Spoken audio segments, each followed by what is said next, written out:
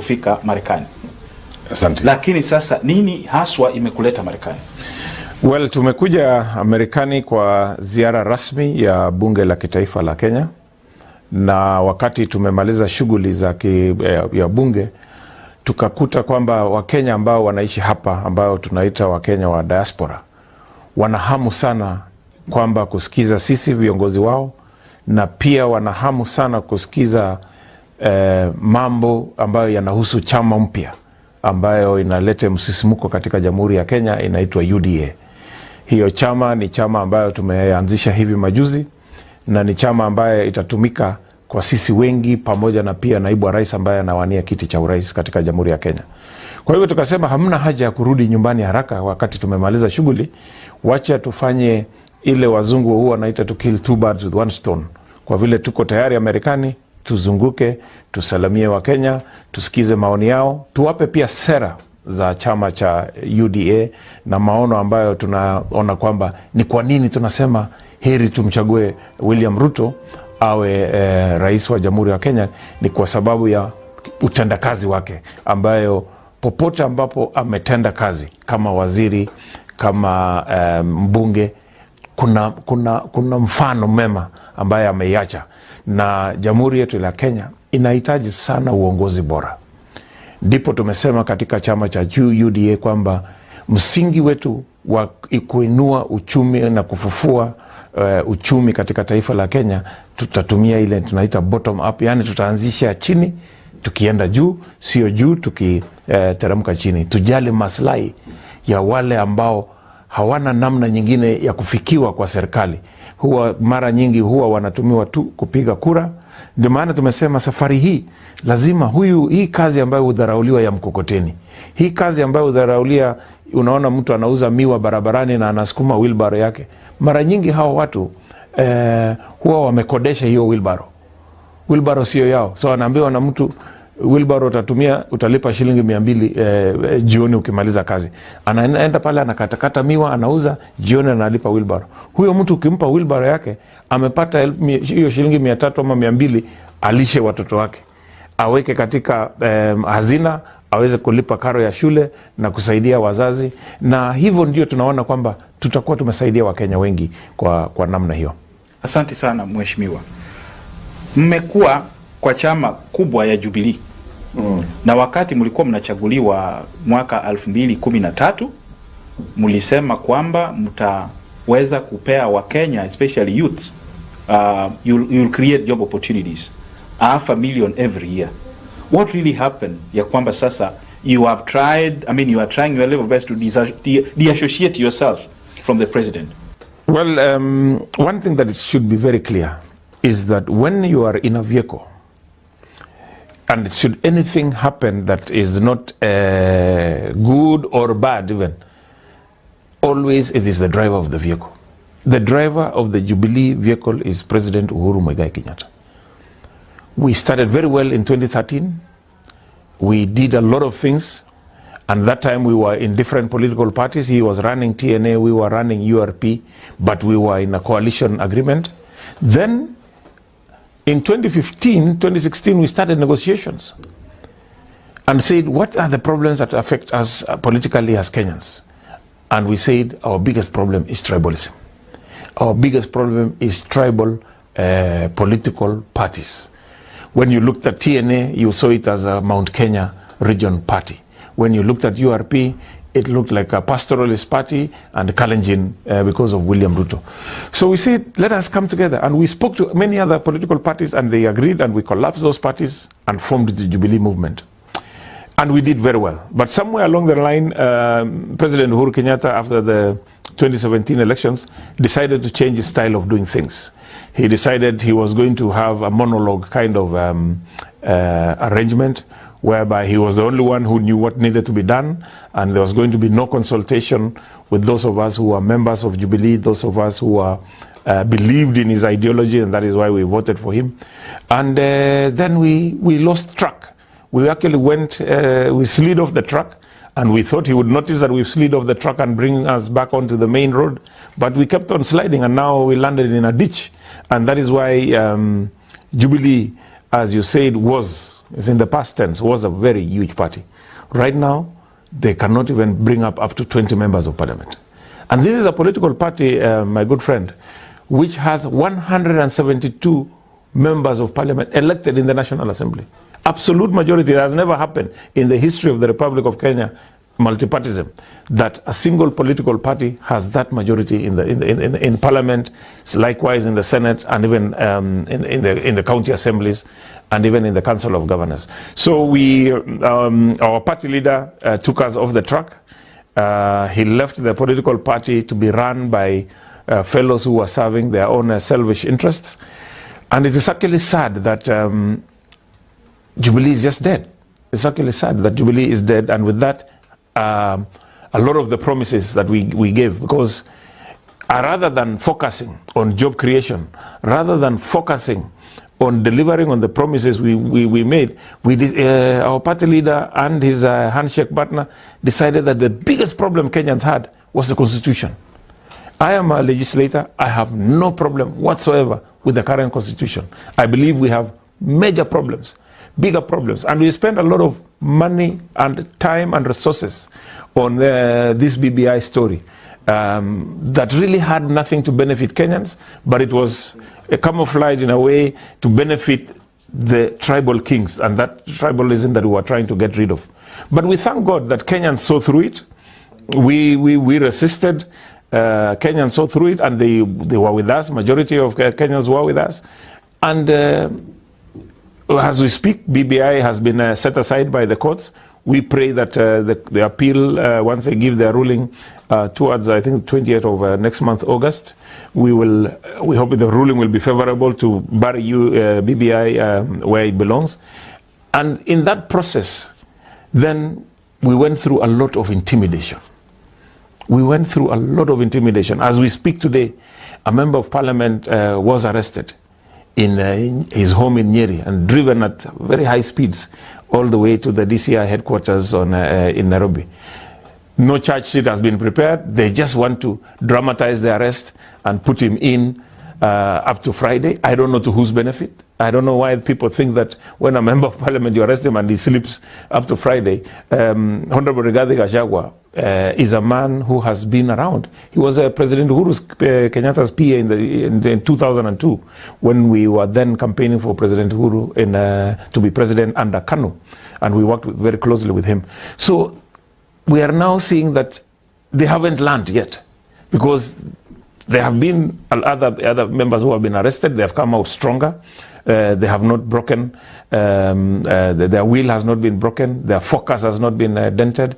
And we call upon the system, the so-called system, that we tell them it doesn't matter how many of us you arrest. It really doesn't matter how much more intimidation you bring in. What matters is that the people of Kenya, through their popular vote, like they spoke in Kiambaa, and they spoke in Juja, and they spoke in Rurie, and they spoke in Msambweni, have decided that they're charting a new way forward. It's very uncomfortable for the tribal kings, yes, but it is something that they have to learn to live with. Thank you very much, Mheshimiwa. From your talk, definitely you are now shifting the blame totally to the president. I've not actually heard you tell us exactly how the DP has also played in this, because from 2013 to 2017, the DP had 50%, it was 50-50. And I really need you to tell us exactly how you managed to achieve from 2013 to 2017 when you were working as a unit. Did you manage to create 500,000 jobs for youths? I think we created, maybe we did not actually get to 500,000, but the atmosphere that we were operating under, we actually got a lot of red networks done. When we took over as the Jubilee administration, we had 1.5 Kenyans connected to the national grid, electricity. Now we have over 8 million Kenyans connected and still counting. Though that process also has been slowed down because everything focused and the whole process was politicized. If you are seen to be anti-UDA, your connectivity in your constituency was slowed down to try and weaken you politically. We had a lot of roads which were upgraded to bitumen standards, and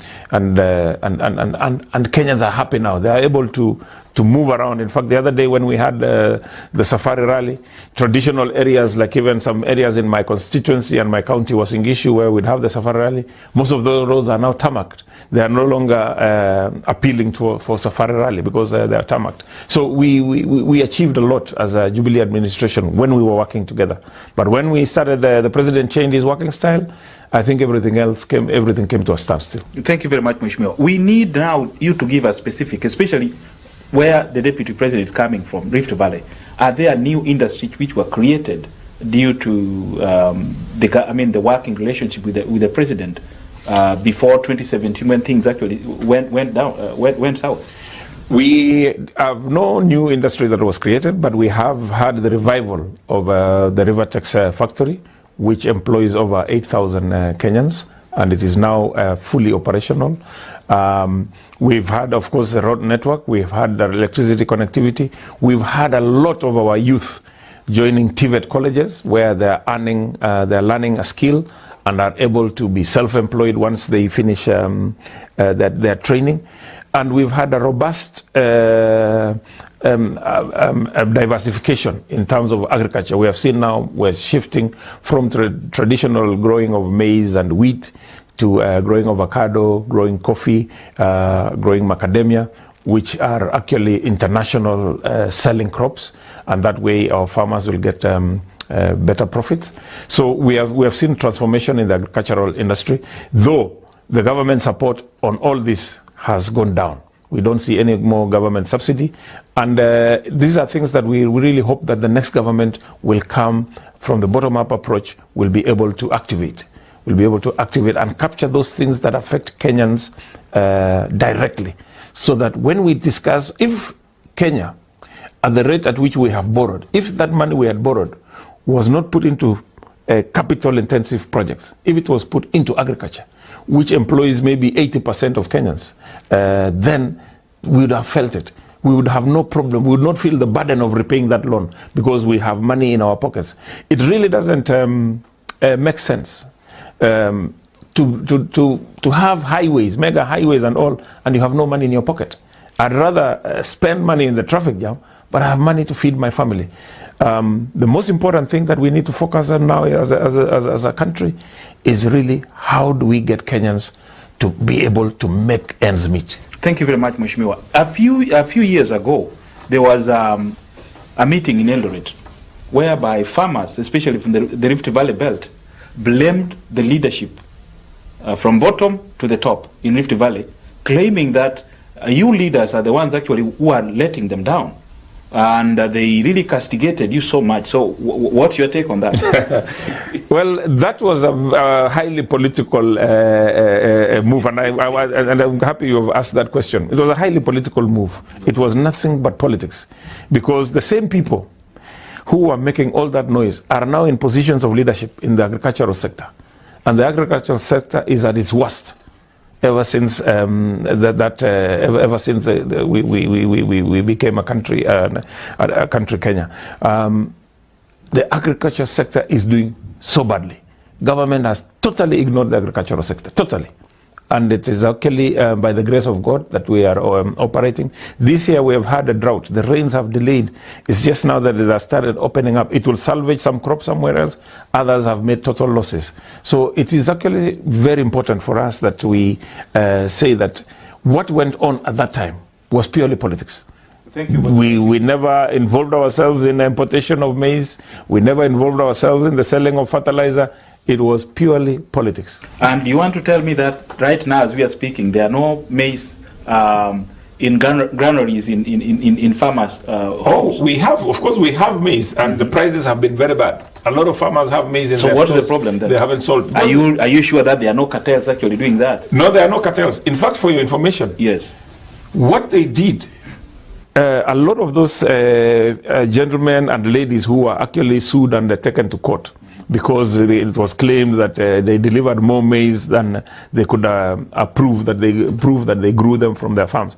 Those were traders who were buying from the small-scale farmers. Middlemen. Yeah, they were middlemen. Yes. And it is allowed. And they sold, even me, at times, if I'm hard pressed for finances and I have maize, I sell to those middlemen, and they go, they give me my cash and they go and market it, sell it to the cereals board. Those traders are suffering up to now. They are really suffering. And there is no case. Every time they are taken to court, there is nothing. There is no case to that they are accused of. It's just because it was politics that was targeted. Because at the end of the day, they wanted to rope in the deputy president into this story. So how do you rope in the deputy president? Yes. Bring his friend Caleb, bring his friend Governor Mandago, bring his friend Huandu, and you can see those guys who are accusing us where they are now. So it was purely politics, and it is sad that in the Jubilee administration, we have even politicized livelihoods of people. Thank you very much. Let me ask you now specifically about Soy constituency. You as an MP right now, fortunately you defeated one. I mean, the young man who was the former MP. I actually gave him a job at the district hospital. Okay. Yes, that particular Bashile. time. Yes, Bashile, yes. Yeah. You defeated him, and the residents decided to give you that position because of your eloquence, because of how you are planning to help them. Is there any change since you took over?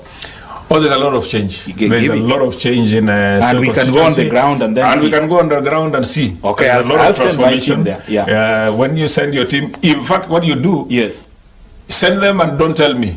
Okay. They will go and get the story. Perfect. Because I don't want somebody to say I influenced. I influenced the story. We have done a lot. Okay. The Constituency Development Fund (CDF) is God sent. It has transformed the livelihoods and the standards of the education facilities that we are mandated by the Act, CDF Act, to construct and ensure that they're in good. Usable conditions.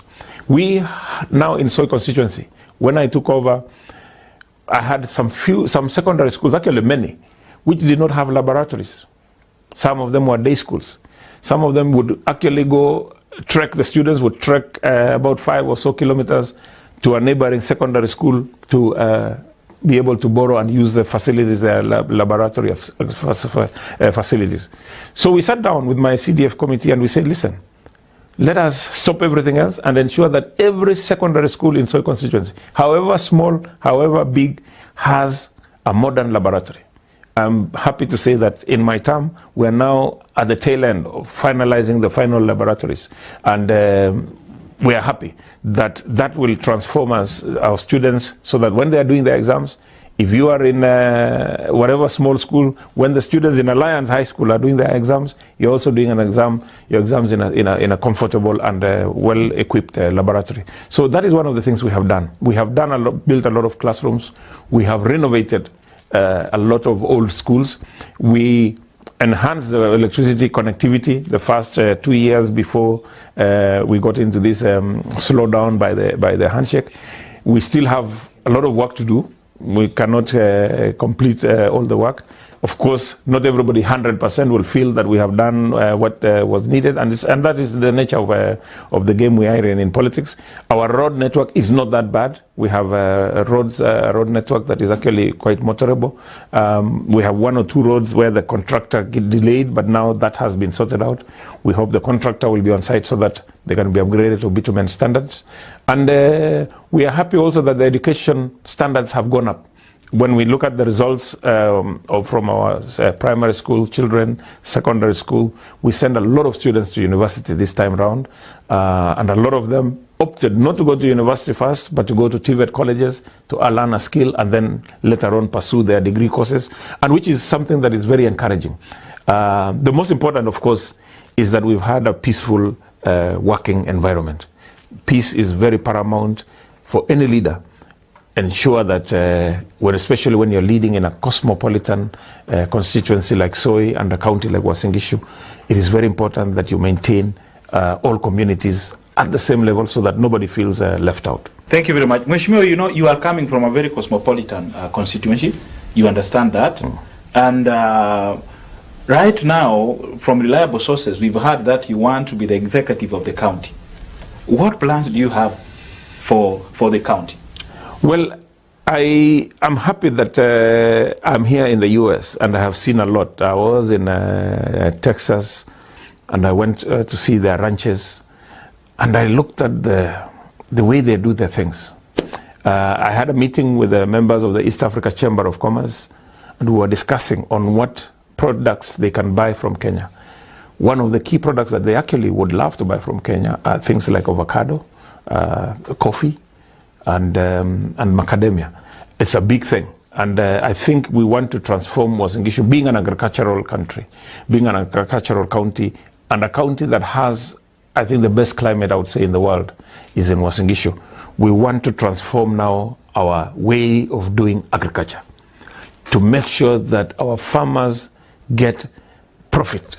Exactly where it is no longer possible to make money doing the traditional farming of growing maize, beans here and wheat here. No. We need now to get our farmers to go seriously into dairy farming, enhance their beef production activities, and grow these high-value crops, which they can market internationally. And right now, I was being told by the members of the Chamber of Commerce when we met in Dallas, Texas, that once we have enough production of coffee and we have milled it in Eldoret, we package it and they will market it direct here, so that we cut off, no middlemen will be involved in the marketing of the produce that we'll produce from Uasin Gishu County. We'll be marketing it directly to the US and any other country, so that the bulk of the money goes to the farmer. And that is where we want to, that is my vision for Uasin Gishu. Because as I aspire to be governor of Uasin Gishu, I do not want to reinvent the wheel. I do not want to search for ways to uplift the livelihoods of my people outside the resources that we have. We want to tap in the resources that we have, make sure we produce from the farms we have. We're already producing maize and others, and they're not as profitable as we would love to. But if we diversify, we are good to go. Thank you very much. Answer this particular question here. Some people are already, your competitors are already accusing you that you have a ticket. So what can you say about that? Yes, that is how politics is. When your opponents are scared of you, they start saying this man already has the ticket. But as we have always said, there's a shortage of fools in Kenya. All people know that UDA has not held nominations. We are going to go through a nomination process. I will welcome anybody who is my competitor, that we go through a free and fair nomination process to get the best candidate. And leaders are chosen by two people. One, God, the other one by the people. I will pray to God and I will seek the people's mandate.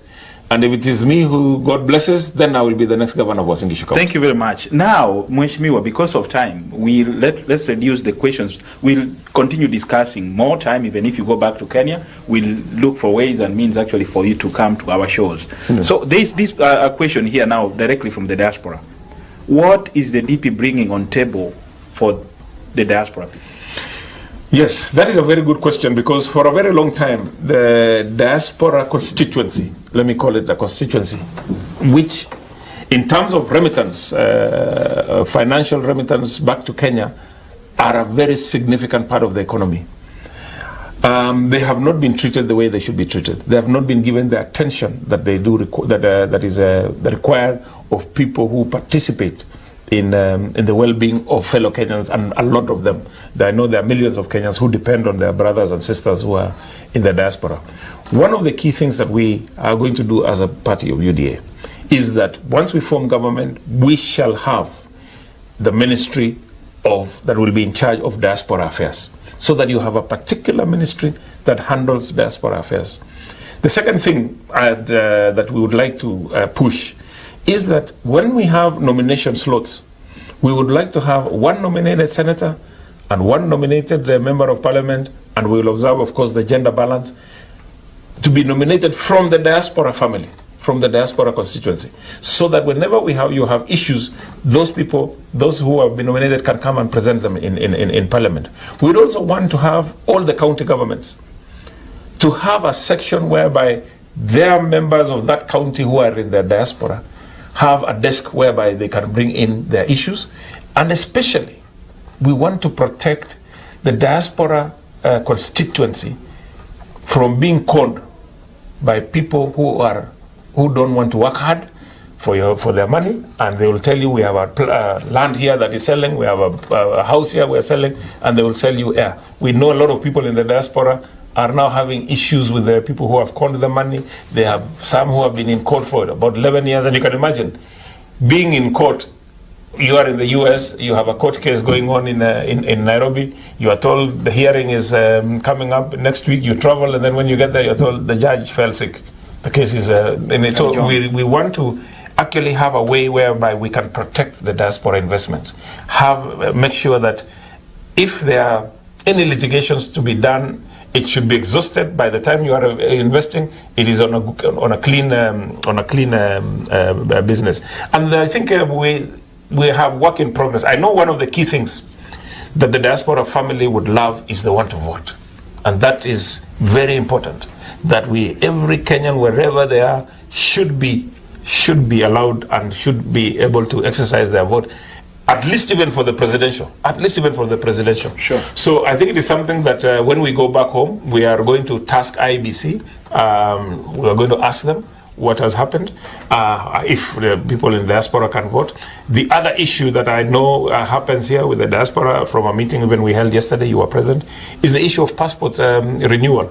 It should not be difficult to renew a passport for somebody who is in the diaspora. All the records are there in Kenya. If your passport expires, it should just be an email and you are told collect your passport. So I think we also need to look at the issue of opening consulate offices. I was very impressed yesterday when members of the diaspora that we met yesterday said we are even ready to volunteer to work at that consulate at no pay, so that we can have services. So which government wouldn't want to just maybe rent an office? Sure. And even at this with the new normal, with COVID, you don't even really need to rent an office. You just can work from home. Oh, sure. And I think that is one thing that I will be pushing. I will ask a question in Parliament, and we want to ensure work with the diaspora even now, before even the election.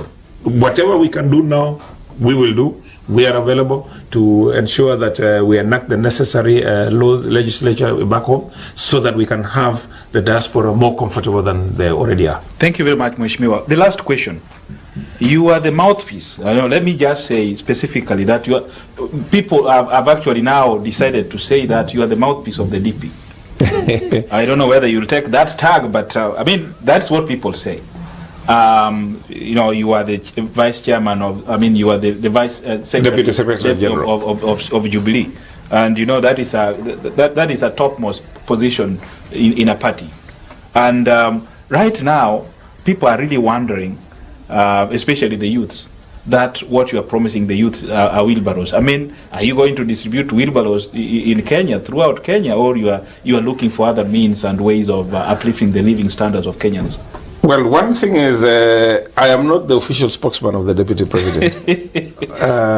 Tentatively. We are many of us. If there was any that position, there can never be nowadays you are giving... No, there can never be that position of official spokesman of the Deputy President. We are many. Okay. We are many. Even Honorable Gujiria also speaks on his behalf. But we are a big family.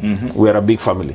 It just depends on our availability. Maybe I am more available to the media, and that is why people see that, and maybe at that time I position as Deputy Secretary General. Yes. But let me say this. The issue of the wheelbarrow as a symbol for our political party is not that we are going to give youth wheelbarrows. That is a symbol. That is a beginning.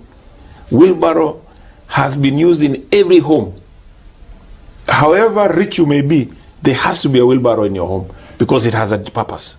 It is a starting point for somebody to move from point A heading to wherever they want to end up.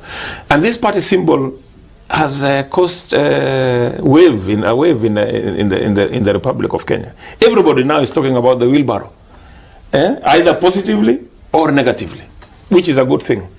I think the most important thing that Kenyans should look at is who is behind this wheelbarrow initiative. Who is behind this political party symbol? Is a man called William Ruto, the Deputy President. William Ruto has a track record. When he was a member of Parliament for Eldoret North constituency, his track record has not been beaten by anybody. For your information, the constituency I represent and Tarbo constituency, Soy and Tarbo, were one constituency represented by William Ruto. Very vast. And he managed to run it for 15 years. He went, and for the first time, in Eldoret North, somebody was elected for 3 terms as Member of Parliament. When he was made a Minister for Agriculture, he he specifically pushed for the subsidy program. And that time they were working together with President Uhuru Kenyatta, who was then Minister of Finance, and President Mwai Kibaki. And at that time, a 50 kg bag of fertilizer was selling at 6,500. But with the subsidy program, the subsequent year, we bought fertilizer at 2,500. We bought the top dressing fertilizer at 1,500. And farmers made money, and we were happy. He was moved from Minister of Agriculture and sent into the Ministry of Higher Education. That is where he piloted the double intake. Remember, our students, our kids who would finish university, stay home for 2-3 years. Yes. Some get lost in drugs, some get babies, and by the time now they are called to go to university, they have completely lost hope. He said, no, let's have the double intake. With a lot of resistance from those who in the system, he managed to push it, and now the students who finished their Form 4 last year are ready to join university within less than a year, and that way people are able to complete their education when they're still young and energetic and start fending for themselves. The TVET colleges, you remember there was a time when now the fashion in Kenya was any college, even teachers' colleges were being abolished, were being closed and turned into universities. But he came and said, no, we need both. We need the university, but we also need the technical training colleges. And he piloted a program. I remember, of course, a technical training college that is in my constituency, Ziwa. He came and held a meeting and told us, let us turn this into a technical training college. Let us build the secondary school elsewhere. And as we speak, we now have about 2,600 students in that technical training college in Ziwa. It has transformed the economy of the area. It has transformed the livelihoods of those who have graduated from that institution. In fact, we have many students now who are working, doing many manual jobs, and are studying, and they are able to pay their own school fees. They are no longer dependent on their parents or constituency bursary or county bursary allocation. So this is a man with a track record. If you ask me why William Ruto, I can go on and on and on. And let me say this because of the tribal nature of our politics in Kenya. And at times people get captured and you are asked, we are seeing William Ruto alone. Why is he alone and not with the other team? And this is because they see a team of Raila represents the Luo, Kalonzo represents the Kamba, Mudavadi represents the Luya. Then, of course, President Uhuru Kenyatta, they say now kingpin of the Kikuyu. So they're saying this William Ruto is with nobodies. And the other guys are with somebodies. But that has changed. Those with William Ruto are very many emerging leaders. Those with William Ruto, when you see him move somewhere, he does not move with only Kalenjin MPs. He moves with a variety of members of parliament. The only person in Kenya now who can call a meeting of members of parliament and assemble 120, 130, 150 members of parliament is William Ruto. You sure the president can't do that? He cannot. You are on live TV. Yes, I let him do it. Let him do it. From various the president will have a bulk of ODM members of parliament, not Jubilee, but the Jubilee family. Yeah, and that is, and not because he's bought them, as people would like to say, not because, but because he listens, because he has time to sit down and listen to our ideas. He has time to visit our constituencies and help us achieve certain goals that our constituencies want. He has this heart, the human heart of giving and knowing that there is somebody there who has slept hungry, like he did when he was struggling, and that is why this hustler tag is there. Not because we want to glorify poverty, but we are trying to say it is doable, irrespective of your background, irrespective of who your parents were or are, irrespective of whether you are rich from a rich family or a poor family. You can achieve it through trusting God and hard work. Thank you very much, Mheshimiwa. You are closing short. You are here to participate on Minnesota UDA Forum O chapter. People of Minnesota have decided actually to open an office for UDA, and you'll be attending that particular function.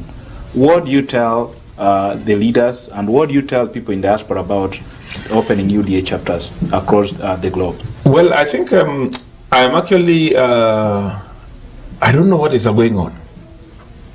I love UDA, but I think the people of diaspora love UDA more.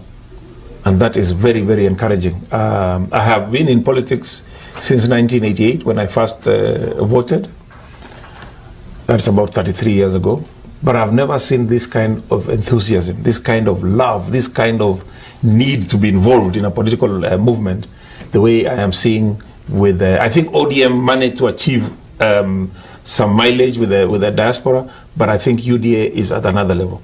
I'm quite impressed that with the commitment and the resolve to work with UDA, and the most important, and what pleases me most, is we've cut out the tribal tags. Like yesterday, we had a function. The chairman of the UDA Minnesota chapter comes from Kisii land. That is how we want Kenya to be. So I think I want to tell the people of diaspora, we will not let you down. We will listen to you now. We will listen to you when we have formed government. We will want to work together. And the most important point I know, which is dear in your hearts, is to vote. And we're going to push for that. If it is possible for you to vote, it would be our pleasure that you exercise that right to elect, to participate in our elections, because whatever you do here, you have investments back home, you're a huge constituency, you need to be heard, you need to be listened to. Some of your issues need to be actually attended, like yesterday, not any other day. So I think it is a good thing. We opened an office in Boston. We opened another one in Missouri. We are going to Atlanta tomorrow. We'll be having a function tomorrow afternoon in Atlanta. On Sunday, we'll be opening an office in Dallas, and I'll be meeting Kenyans in Kansas City. I'll not go back to Dallas. And I wish we could be here longer, but because of other duties, we will go back home. But as and when the diaspora team, the Kenyan diaspora team requires us, please, we shall ensure we put together the resources and come and listen to you here. But we are also welcoming the diaspora to put together their blueprint. Let them put together their blueprint. Let them work as a team and come up with a blueprint that we as UDA will look into and maybe actually plug it into our manifesto, which is now work in progress, so that we are able to capture the issues that affect the people of diaspora and the issues that they would love addressed. We can